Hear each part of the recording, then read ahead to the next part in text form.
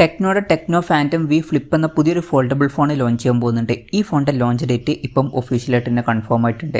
പിന്നെ ഫീച്ചേഴ്സിനെ പറ്റിയിട്ടുള്ള പല കാര്യങ്ങളും ഇപ്പോൾ അറിയാനും കഴിഞ്ഞിട്ടുണ്ട്. ഈ ഒരു വീഡിയോയിൽ നമ്മൾ നോക്കാൻ പോകുന്നത് ടെക്നോ ഫാൻറ്റം വി ഫ്ലിപ്പ് എന്ന ഫോൾഡബിൾ ഫോണിനെ പറ്റിയിട്ടാണ്. ഇതൊരു ക്ലാംഷെൽ ഫോൾഡബിൾ ഫോൺ ആയിരിക്കും. ഇതിൽ 2 ഡിസ്പ്ലേ വരുന്നതായിരിക്കും. ഉള്ളിൽ വലിയൊരു ഡിസ്പ്ലേയും പുറത്ത് ചെറിയൊരു ഡിസ്പ്ലേയും. ഉള്ളിൽ 6.75 ഇഞ്ചിൻ്റെ അല്ലാന്നുണ്ടെങ്കിൽ 6.9 ഇഞ്ചിൻ്റെ ഒരു ഡിസ്പ്ലേ വന്നേക്കാം. ഫുൾ HD റെസൊല്യൂഷനിലായിരിക്കും ഈ ഡിസ്പ്ലേ വരിക. OLED പാനലായിരിക്കും ഇതിൽ വരിക. റെസൊല്യൂഷൻ വരിക 1080x2640 ആയിരിക്കും. പിന്നെ പഞ്ചോൾ ഡിസൈനും കാര്യങ്ങളൊക്കെ വരുന്നതായിരിക്കും. പഞ്ചോൾ വരിക ടോപ്പ് സെൻറ്റർ ഭാഗത്തായിട്ടായിരിക്കും. ഈ ഒരു ഡിസ്പ്ലേയിൽ 144 ഹെർട്സിൻ്റെ റിഫ്രഷ് റേറ്റ് ഒക്കെ സപ്പോർട്ട് ചെയ്യുന്നതായിരിക്കും. 20.5:9 എന്നുള്ള ആസ്പെക്ട് റേഷ്യോയിലായിരിക്കും ഈ ഒരു ഡിസ്പ്ലേ വരിക.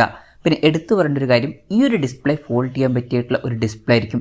പിന്നെ പുറത്തും ചെറിയൊരു ഡിസ്പ്ലേ ആയിരിക്കും. ഇൻട്രസ്റ്റിംഗ് ആയിട്ടുള്ള ഒരു കാര്യം എന്താ വെച്ചാൽ റൗണ്ട് ഷേപ്പുള്ള ഒരു ഡിസ്പ്ലേ ആയിരിക്കും ഫോണിൻ്റെ പുറത്ത് വരിക. ക്യാമറ മോഡ്യൂളിൻ്റെ ഉള്ളിലായിരിക്കും ഈ ഒരു ഡിസ്പ്ലേ വരിക. അപ്പം ഇൻട്രസ്റ്റിംഗ് ആയിട്ടുള്ള ഒരു ഡിസൈനാണ് പുറത്തുള്ള ഡിസ്പ്ലേയുടെ കാര്യത്തിൽ. പുറത്ത് 1.39 ഇഞ്ചിൻ്റെ ഒരു OLED ഡിസ്പ്ലേ വന്നേക്കാം. റെസൊല്യൂഷൻ വരിക 466x466 ആയിരിക്കും. പിന്നെ സൈഡ് മൗണ്ടഡ് ഫിംഗർ പ്രിൻറ്റ് സെൻസറും കാര്യങ്ങളൊക്കെ ഈ ഫോണിൽ വന്നേക്കാം. പ്രോസസ്സറിൻ്റെ കാര്യം പറയുകയാണെന്നുണ്ടെങ്കിൽ mediatek dimensity 8050 എന്ന പ്രോസസ്സറായിരിക്കും ഈ ഫോണിൽ വരിക എന്നാണ് ഇപ്പോഴുള്ള റിപ്പോർട്ടുകൾ പറയുന്നത്. മുമ്പ് അനൗൺസ് ചെയ്തിട്ടുള്ള mediatek dimensity 1300 എന്ന പ്രോസസ്സറിൻ്റെ ഒരു റീബ്രാൻഡഡ് വെർഷൻ ആയിരിക്കും. ഇതിൽ 5G സപ്പോർട്ടും കാര്യങ്ങളൊക്കെ വരുന്നതായിരിക്കും. ഈ ഫോണിൽ 8GB റാം വരെയും 256GB ഇൻറ്റേർണൽ വരെയും വന്നേക്കാം.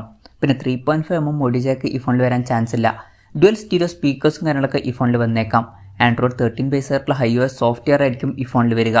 ക്യാമറയുടെ കാര്യം പറയുകയാണെന്നുണ്ടെങ്കിൽ ഫോണിൻ്റെ പിന്നിൽ ഡ്യുവൽ ക്യാമറ സെറ്റപ്പ് വന്നേക്കാം. 64 മെഗാപിക്സൽ മെയിൻ ക്യാമറ സെൻസർ ഈ ഫോണിൽ വന്നേക്കാം.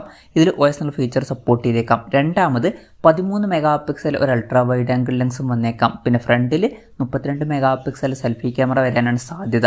ബാറ്ററിയുടെ കാര്യം പറയുകയാണെന്നുണ്ടെങ്കിൽ 4000 mAh ബാറ്ററി ഈ ഫോണിൽ വന്നേക്കാം.